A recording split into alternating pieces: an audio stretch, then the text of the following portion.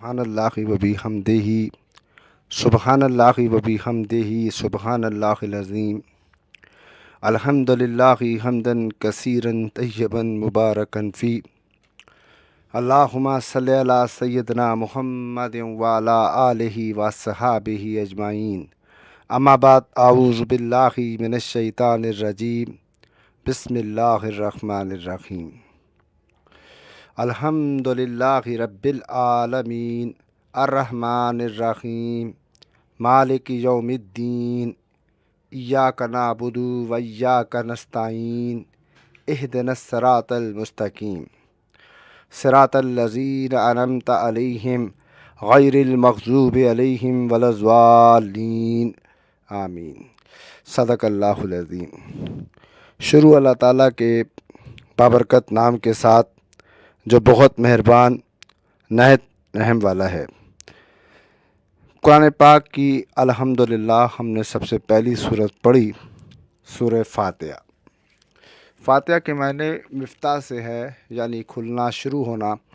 یعنی سب سے بڑی بات یہ ہے کہ اس سے قرآن پاک شروع ہوتا ہے، یعنی قرآن کے شروع میں اس کو سب سے پہلے لایا گیا، اس لیے اس سورت کا نام الحمد شریف بھی ہے، شکر بھی ہے کہ اللہ کا شکر ہے جس نے ہمیں قرآن پڑھنے کی توفیق عطا فرمائی۔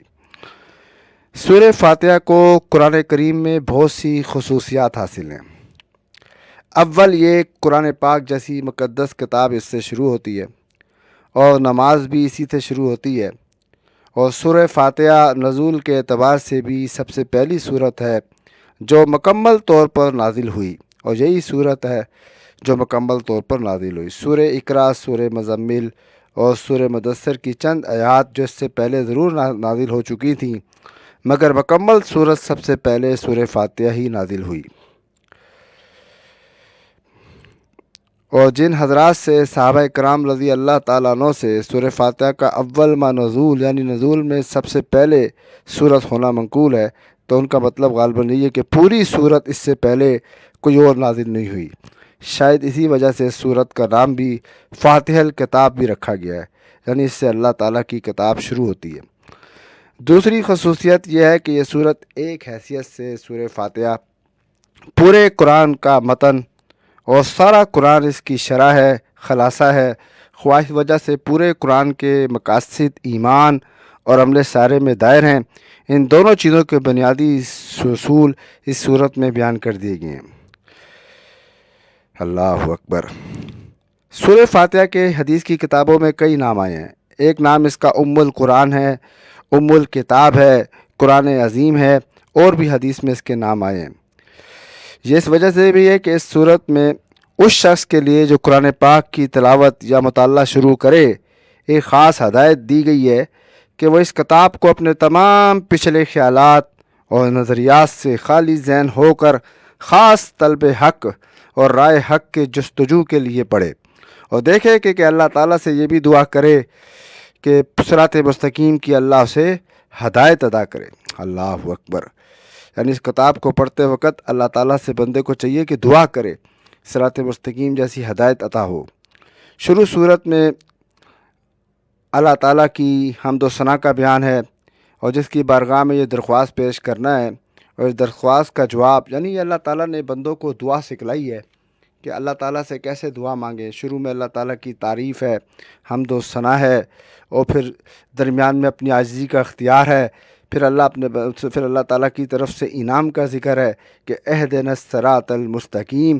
تو اس کا جواب یہ ہے کہ الف لام میم ذالک الکتاب سے شروع ہوتا ہے۔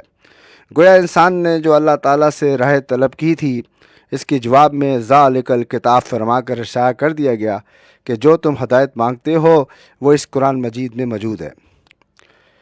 حدیث پاک کا مفہوم ہے کہ نبی اکرم صلی اللہ علیہ وسلم نے فرمایا کہ قسم اس ذات کی جس کے قبضے میں میری جان ہے کہ تم سورہ فاتحہ کی نظیر نہ تو تم تورات میں نازل ہوئی، نہ انجیل میں، نہ زبور میں، اور نہ خود قرآن پاک میں کوئی دوسری صورت اس کی مثل ہے۔ نبی اکرم صلی اللہ علیہ وسلم نے فرمایا کہ سورہ فاتحہ ہر بیماری کی شفا ہے، اور سورہ فاتحہ کا نام حدیث میں سورہ شفا بھی آیا ہے، اور بخاری میں بروایت انس رضی اللہ تعالیٰ عنہ سے منقول ہے، حدیث پاک کا مفہوم کہ نبی کریم صلی اللہ علیہ وسلم نے فرمایا کہ قرآن کریم کی سب صورتوں میں عظیم ترین الحمدللہ رب العالمین ہے۔ اللہ اکبر۔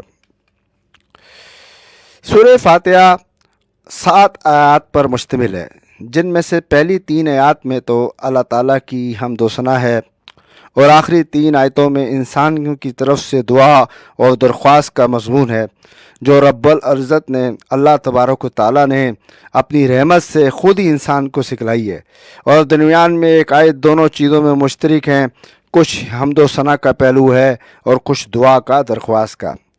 صحیح مسلم کی ایک روایت میں ہے، حضرت ابو ہریرہ رضی اللہ تعالیٰ عنہ اس کے راوی ہیں، حدیث پاک کا مفہوم کہ نبی کریم صلی اللہ علیہ وسلم نے فرمایا کہ اللہ تبارک و تعالیٰ نے فرمایا ہے کہ یعنی نماز یعنی سورہ فاتحہ میرے اور میرے بندے کے درمیان 2 حصوں میں تقسیم کی گئی ہے، نصف میرے لیے ہے اور نصف میرے بندے کے لیے ہے، اور جو کچھ میرا بندہ مجھ سے مانگتا ہے اس کو دیا جائے گا۔ اور پھر رسول کریم صلی اللہ علیہ وسلم نے فرمایا کہ جب بندہ کہتا ہے الحمدللہ رب العالمین، تو اللہ تعالیٰ فرماتے ہیں کہ میرے بندے نے میری حمد بیان کی، اور جب بندہ کہتا ہے الرحمن الرحیم، تو اللہ تعالیٰ فرماتا ہے کہ میرے بندے نے میری تعریف و ثنا بیان کی، اور جب بندہ کہتا ہے مالک یوم الدین، تو اللہ تعالیٰ فرماتا ہے کہ میرے بندے نے میری بزرگی بیان کی، اور جب بندہ کہتا ہے ایاک نعبد و ایاک نستعین، تو اللہ تعالیٰ فرماتا ہے کہ یہ آیت میرے اور بندے کے درمیان مشترک ہے، کیونکہ اس میں ایک پہلو تو اللہ تعالیٰ کی حمد و ثنا کا ہے اور دوسرا پہلو بندے کی دعا اور درخواست کا۔ اس کے ساتھ یہ بھی ارشاد ہوگا کہ وہ میرے بندے کو وہ چیز ملے گی جو اس نے مانگی ہے، اور پھر جب بندہ اہدنا الصراط المستقیم سے آخر تک غیر المغضوب علیہم ولا الضالین کہتا ہے، تو اللہ تعالیٰ فرماتا ہے کہ یہ سب میرے بندے کے لیے ہے، اس کو وہ چیز ملے گی جو اس نے مانگی ہے۔ اللہ اکبر۔ یہ تھے سورت کے فضائل، اور بھی حدیث کی کتابوں میں اس کے بڑے فضائل آئے ہیں۔ ایک حدیث میں حضرت عبداللہ بن عباس رضی اللہ تعالیٰ عنہ فرماتے ہیں کہ ہم نبی اکرم صلی اللہ علیہ وسلم کی مجلس میں بیٹھے ہوئے تھے۔ حدیث پاک کا مفہوم کہ جبرائیل امین بھی نبی کریم صلی اللہ علیہ وسلم کے پاس بیٹھے تھے کہ آسمان پر ایک زور کا دھماکہ ہوا، تو جبرائیل امین نے آسمان کی طرف منہ کیا اور کہا کہ یا رسول اللہ، یہ آسمان کا وہ دروازہ ہے جو آج سے پہلے کبھی نہیں کھلا۔ اور پھر اس میں سے ایک فرشتہ اترا، تو اس کے بارے میں بھی یہی فرمایا کہ آج سے پہلے کبھی یہ فرشتہ زمین پر نہیں اترا۔ اس نے نبی اکرم صلی اللہ علیہ وسلم کو سلام کیا، اور اس کے بعد فرمایا کہ آپ کو 2 نوروں کی خوشخبری دی جاتی ہے، اور جو پڑھیں گے آپ کو اللہ عطا فرمائے گا۔ اس میں اشارہ تھا کہ آپ کی امت میں بھی جو پڑھے گا اللہ اس کو عطا فرمائے گا۔ ایک سورہ فاتحہ اور سورہ بقرہ کی آخری آیات آمن الرسول بما انزل علیہ سے لے کر آخر تک۔ اللہ اکبر۔ اب تھوڑی دیر کے لیے سوچو کہ جبرائیل امین جو فرشتے نبی کریم صلی اللہ علیہ وسلم کی مجلس میں بیٹھے ہیں، اور آسمان کا دروازہ کھلنا، پھر اس فرشتے کا اترنا، پھر سورت کی فضیلت کا، پھر 5 وقت نمازوں میں اس کا پڑھا جانا، کتنی بڑی فضیلت ہے۔ اس کے بغیر تو نماز بھی نہیں ہوتی۔ اب ہم اس سورت کی تھوڑی سی مختصر سی تشریح لیتے ہیں۔ فرمایا الحمدللہ، تمام تعریفیں خاص اللہ تعالیٰ ہی کے لیے ہیں، رب العالمین، جو رب ہے سارے عالمین کا، سارے جہان کا۔ مطلب یہ کہ تمام شکر، تمام تعریف اس اللہ کے لیے ہے جس نے ہمیں اس کتاب کو پڑھنے کی توفیق عطا فرمائی، جس نے زمین آسمان کو بنایا، جس نے ہر چیز کی تعریف اگر کی جائے، ہر چیز کو بنانے والا کون ہے؟ اللہ تعالیٰ ہے۔ زمینوں کو بنانے والا اللہ، آسمانوں کو بنانے والا اللہ، فرشتوں کو بنانے والا اللہ، جنت کو بنانے والا اللہ، ہر چیز کی تعریف۔ اور دوسرا فرمایا کہ یہ الحمدللہ، یہ میزان کو بھر دیتا ہے، اور یہ کلمہ شکر بھی ہے، الحمدللہ۔ اللہ تعالیٰ ہمیں زیادہ سے زیادہ شکر ادا کرنے کی توفیق عطا فرمائے۔ انسان کو چاہیے کہ اٹھتے بیٹھتے اللہ تعالیٰ کا شکر ادا کرے کہ اللہ تعالیٰ نے ہمیں کتنی نعمتیں عطا فرمائی ہیں۔ اور پھر اس میں بتا دیا گیا کہ خاص تعریف صرف اللہ تعالیٰ ہی کے لیے ہے۔ اس کا یہ مطلب نہیں کہ کسی نیک بزرگ کی، جیسے صحابہ کرام کی تعریف بھی تو کی ہے اللہ کے نبی نے۔ اس میں بتانے کا مقصد ہے کہ وہ خاص تعریف جس نے نیکی کی توفیق بخشی، جس نے صحابہ کرام رضی اللہ تعالیٰ عنہ جیسے مبارک لوگوں کو بھی چنا، تو صرف اللہ تعالیٰ ہی کے لیے ہے۔ اور یہ اللہ ہی کی توفیق سے ہے۔ اگر کسی انسان کے اندر کوئی نیکی ہے، کوئی کمال ہے، تو وہ بھی اللہ ہی کا دیا ہوا ہے، تو اسے چاہیے کہ اللہ کا شکر ادا کرے۔ اور پھر کیوں شکر ادا کرے؟ تمام تعریفیں اللہ تعالیٰ کے لیے کیوں ہوں کہ رب صفت لائے گی، رب العالمین، وہ سارے عالمین کو پالنے والا ہے۔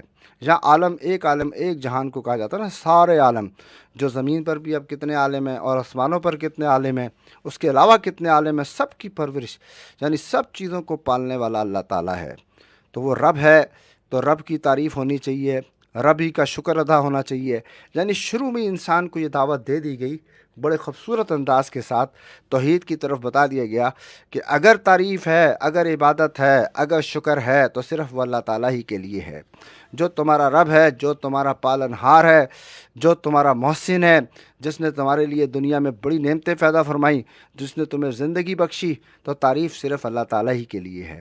آگے اللہ تعالیٰ کی دو صفتوں کا بیان ہے، اور دونوں ہی اعلیٰ درجے کی سپر فارم ہیں، دونوں صفتوں کا ذکر ہے۔ فرمایا الرحمن الرحیم، جو بہت مہربان نہایت رحم والا ہے۔ اللہ اکبر۔ رحمان، اللہ تعالیٰ کی رحمت پوری دنیا میں چھائی ہوئی ہے۔ یہی وجہ ہے کہ پوری دنیا کے انسان اللہ کی رحمت سے فائدہ اٹھا رہے ہیں۔ کوئی کافر ہو، کوئی ناباغی ہو، کوئی اللہ کا چاہے کتنا ہی نافرمان ہو، وہ بھی اللہ کی رحمت سے خالی نہیں ہے۔ دنیا میں کھا رہا ہے، پی رہا ہے، تو اللہ اس کو کھلا رہے ہیں، پلا رہے ہیں۔ لیکن رحیم، اللہ تعالیٰ اپنے ان بندوں کے ساتھ ہے جو اپنا تعلق اللہ سے درست کرتے ہیں، جو بار بار توبہ کرتے ہیں اور توبہ کر کے اللہ کی طرف رجوع کرتے ہیں۔ اور رحیم اللہ تعالیٰ ان کے لیے بھی خاص ہے جن کو اپنے فضل سے، جتنے اپنی رحمت سے جنت میں داخل فرمائے گا۔ دوسری بات یہ کہ رحمان تو اللہ تعالیٰ ہے ہی، لیکن رحیم آخرت میں اللہ تعالیٰ ان لوگوں کے لیے ہوگا جو اللہ کی مان کر چلیں گے، جو اللہ کا شکر ادا کریں گے، جو اللہ ہی کا گن گائیں گے، اللہ ہی کی تعریف کریں گے، اللہ کے حکموں کو اپنی زندگی میں لائیں گے، اور نبی کریم صلی اللہ علیہ وسلم کے سنت طریقوں کے مطابق جو عمل کریں گے، ان کے لیے خاص رحمت ہوگی اللہ تعالیٰ کی طرف سے۔ آگے فرمایا کہ مالک یوم دین، جو مالک ہے یوم جزا کا، بدلے کے دن کا۔ یعنی پتہ لگ گیا اس آیت مبارکہ سے کہ ایک دن آنا ہے کہ سب چیزوں کا بدلہ ملنا ہے۔ جو انسان دنیا میں کرے گا اس کا بدلہ آخرت میں پائے گا۔ کسی کو نامہ اعمال دائیں ہاتھ میں ملے گا، کسی کو نامہ اعمال بائیں ہاتھ میں ملے گا۔ تو جس شخص کو نامہ اعمال دائیں ہاتھ میں ملے گا وہ تو بڑا خوش ہوگا۔ اور یہاں فرمایا کہ مالک یوم دین، وہ مالک ہے یوم جزا کا۔ اللہ تو ہر چیز کا مالک ہے۔ قرآن پاک میں بار بار آتا ہے للہ ما فی السماوات و ما فی الارض، اللہ ہی کی بادشاہت ہے زمینوں اور آسمانوں میں، اللہ ہی کے لیے ہے۔ لہو ما فی السماوات و ما فی الارض، اسی کے واسطے ہے، اسی کی بادشاہت ہے آسمانوں میں اور زمین میں۔ تو یہاں پر فرمایا گیا مالک یوم دین، تو وجہ یہ کہ دنیا کے اندر کسی نہ کسی درجے میں کسی پر ظلم ہو جاتا ہے، بعض اوقات بے گناہ آدمی کے ساتھ زیادتی ہو جاتی ہے، لیکن آخرت میں ایسا نہیں ہوگا۔ جس نے ذرہ برابر بھی نیکی کی ہوگی، جو نیکی کے کام کیے ہوں گے وہ اللہ کے پاس جا کر پالے گا، اور اسی طرح جس نے برے کام کیے ہوں گے تو وہ بھی پالے گا۔ ایک ہی راستہ ہے کہ دنیا کے اندر اپنا تعلق اس اللہ سے درست کیا جائے، مالک یوم دین، جو مالک ہے یوم جزا کا، آخرت کا۔ پورا قرآن اس میں کھول رہا ہے، اس کے بارے میں ذکر کر رہا ہے۔ قرآن پاک کی آخری صورتیں بھی اس کا بہت زیادہ ذکر کر رہی ہیں۔ القاریہ ما القاریہ وما ادراک ما القاریہ، تم کیا جانو وہ کھڑکھڑانے والی کیا ہے۔ پھر فرمایا کہ اس ذرہ برابر بھی جو کوئی نیکی کرے گا، مثقال ذرۃ خیر یرا، تو وہ اس دن دیکھ لے گا۔ اللہ ہمیں اس دن کی تیاری کرنے کی توفیق عطا فرمائے۔ یہاں تک تو ہم سے جو اللہ تبارک و تعالیٰ نے شروع میں اپنی تعریف کروائی نا، الحمدللہ رب العالمین الرحمن الرحیم مالک یوم دین۔ اب آگے فرمایا ایاک نعبد و ایاک نستعین، یہ وہ اقرار نامہ ہے جو اللہ تعالیٰ نے ہم سے لیا ہے سورہ فاتحہ کے اندر کہ ہم نے اس طرح کہا ہے اور اس کے مطابق عمل کرنا ہے، اس کے مطابق زندگی گزارنی ہے۔ وہ یہ کہ ایاک نعبد، کہ ہم صرف تیری ہی عبادت کرتے ہیں، وَإِيَّاكَ نَسْتَعِينُ، اور صرف تجھ ہی سے مدد مانگتے ہیں۔ یعنی عبادت کی جتنی بھی قسمیں ہیں وہ سب کی صرف اللہ تیرے لیے ہے، یعنی تیرے لیے ہی ہم ہر قسم کی عبادت ہے، اور تجھ سے ہی ہم دعائیں مانگتے ہیں، تجھ سے ہی اپنی، دیکھو تمام نبیوں نے مشکلات کے وقت، پریشانی کے وقت اللہ تعالیٰ ہی سے دعا مانگی۔ یونس علیہ السلام نے مچھلی کے پیٹ میں اللہ تعالیٰ سے دعا مانگی۔ غزوہ بدر میں جب مسلمانوں پر 1000 کا لشکر تھا اور مسلمان 313 تھے تو نبی اکرم صلی اللہ علیہ وسلم اللہ تعالیٰ سے دعا مانگ رہے تھے اور کافی دیر تک دعائیں مانگتے رہے۔ تو کسی نبی نے بھی جون سا تھا اللہ ہی کو پکارا ہر مشکل کے وقت، ہر پریشانی کے دور۔ تو ہمارا بھی یہی کام ہونا چاہیے کہ ایاک نعبد و ایاک نستعین۔ اس آیت کے بارے میں امام قرطبی رحمۃ اللہ علیہ نے فرمایا کہ حضرت علی رضی اللہ تعالیٰ عنہ کا ایک قول نقل کیا ہے کہ وہ فرماتے ہیں کہ اگر اس آیت کی تشریح کی جائے تو اونٹوں پہ لاد دی جائے۔ اس دور میں جو کوئی عالم ہوتا تھا اس کی کتابیں اونٹوں پہ لادی جاتی تھیں۔ اب اس سے اندازہ لگائیں کہ عبادت کی کتنی قسمیں ہیں اور دعا مانگنے میں کتنی عاجزی ہے، کتنے مسائل ہیں۔ یہ سب کے سب اللہ تعالیٰ ہی کے لیے ہیں۔ جیسے عبادت بھی اللہ تعالیٰ کے لیے، اسی لیے دعا مانگنا، مدد مانگنا، حاجت روا، مشکل کشا بھی صرف اللہ تعالیٰ ہی کی ذات ہے۔ پھر آگے فرمایا کہ اہدنا الصراط المستقیم، کہ اللہ ہمیں بتلا دیجئے سیدھا راستہ، مستقیم راستہ، وہ راستہ جو ہمیں جنت میں لے جائے، وہ راستہ جو ہمیں دنیا اور آخرت کی بھلائی عطا فرمائے۔ پھر فرمایا کہ وہ راستہ کہاں سے ملے گا؟ اگلی آیت میں فرمایا صراط الذین انعمت علیہم، راستہ ان لوگوں کا جو اللہ جن پر تو نے اپنا فضل فرمایا۔ یعنی وہ کون سے لوگ ہیں؟ انبیاء علیہ السلام، صدیقین، شہداء اور صالحین، یعنی ان لوگوں کے راستے پر چلا جنہوں نے اللہ کی مان کی زندگی گزاری۔ ہمیں بھی اللہ کی ماننے والی زندگی چاہیے، یہ دعا انسان کو سمجھائے گی۔ اب دیکھو، اس سے پہلے اقرار لیا گیا کہ ایاک نعبد و ایاک نستعین، ہم صرف تیری عبادت کرتے ہیں، تجھ سے ہی مدد مانگتے ہیں۔ اب تمیز سکھلائی جا رہی ہے کہ کیا مانگنا ہے۔ اللہ کے خزانوں میں سب سے قیمتی چیز کیا ہے؟ وہ ہدایت ہے، اور ہدایت مل جانا بہت بڑی نعمت ہے۔ اللہ تعالیٰ سے دعا کرتے رہنا چاہیے، اللہ ہمیں مرتے دم تک ہدایت پر رہنے کی توفیق عطا فرما، ثابت قدمی عطا فرما، تاکہ ہمیں نیک عمل کرنے کی توفیق عطا فرما، جیسے انبیاء علیہ السلام۔ جیسے قرآن پاک میں بھی اس کے بارے میں ذکر آتا ہے کہ انعام یافتہ وہ لوگ ہوں گے جنہوں نے اللہ کی اور اللہ کے رسول صلی اللہ علیہ وسلم کی اطاعت کی، تو وہ انعام یافتہ لوگوں کے ساتھ ہوں گے، یعنی انبیاء علیہ السلام، صدیقین، شہداء اور صالحین۔ آگے فرمایا کہ غیر المغضوب، ان لوگوں کے راستے پر مت چلا جن پر تیرا غضب ہوا، جن پر تو ناراض ہوا، علیہم ولا الضالین، اور نہ کہ ان لوگوں کے راستے پر چلا جو راستے سے گمراہ ہوئے۔ اب دیکھیں، ہر وہ راستہ جو اللہ کے حکم اور نبی کی اطاعت سے خالی ہو وہ گمراہی کا راستہ ہے۔ کامیابی کا راستہ وہی ہے جو اللہ رسول کی اطاعت ہو، صحابہ کے سنت طریقوں کے مطابق ہو، نبی پاک صلی اللہ علیہ وسلم کے سنت طریقوں کے مطابق ہو، تو وہ راستہ تو جنت میں لے جانے والا ہے، نیک لوگوں کی راستہ۔ لیکن اگر اس کے علاوہ جو راستہ ہے، یہاں پر عموماً طور پر مفسرین نے فرمایا کہ جن پر غضب ہوا، تو مراد یہ ہے کہ یہ وہ لوگ تھے جن کو اللہ تعالیٰ نے ہدایت کا سامان کیا تھا، یہود اور نصارہ، جن پر اللہ تعالیٰ نے ہدایت کے لیے پیغمبر بھیجے، کتابیں اتاری، تورات اور انجیل اتاری، لیکن انہوں نے اللہ کی نافرمانیاں کیں اور اللہ کے حکموں کو توڑا، حقوق اللہ کو بھی ضائع کیا، حقوق العباد کو بھی ضائع کیا، تو وہ غیر المغضوب کے مستحق ہوئے اور یہود نصارہ راستے سے گمراہ ہوئے، یعنی ہدایت کے راستے سے اللہ کی توحید کو چھوڑ دیا اور کفر اور شرک میں ڈوب گئے۔ عیسیٰ علیہ السلام کو خدا کا درجہ دے دیا عیسائیوں نے، اور یہودیوں نے عزیر علیہ السلام کو۔ اس کے علاوہ بھی اب بھی جتنے لوگ ہیں جو اللہ رسول کی اطاعت نہ کریں اور غیروں کا طریقہ اختیار کریں، اللہ تعالیٰ نے جو ہماری کامیابی رکھی ہے وہ اللہ کے حکموں کو نبی کریم صلی اللہ علیہ وسلم کے مبارک طریقوں کے مطابق کرنے کے اوپر رکھی ہے۔ اس صورت کے آخر میں آمین کہا جاتا ہے، نماز کے دوران یہ پڑھنی چاہیے ہلکی آواز میں، اور یہ فرشتوں کی آمین کے ساتھ ملتی ہے، کیونکہ فرشتے بھی اس کے بعد وَلَضَّالِّین جب پڑھا جاتا ہے تو وہ فرشتے بھی آمین کہتے ہیں۔ اللہ تبارک و تعالی ہمیں قرآن پاک پڑھنے کی، سمجھنے کی اور اس کے جملہ تقاضوں پر عمل کرنے کی اللہ ہمیں توفیق عطا فرمائے۔ سمعنا واطعنا غفرانک ربنا والیک المصیر، ربنا آمنا فاغفر لنا وارحمنا وانت خیر الراحمین، برحمتک یا استغیث۔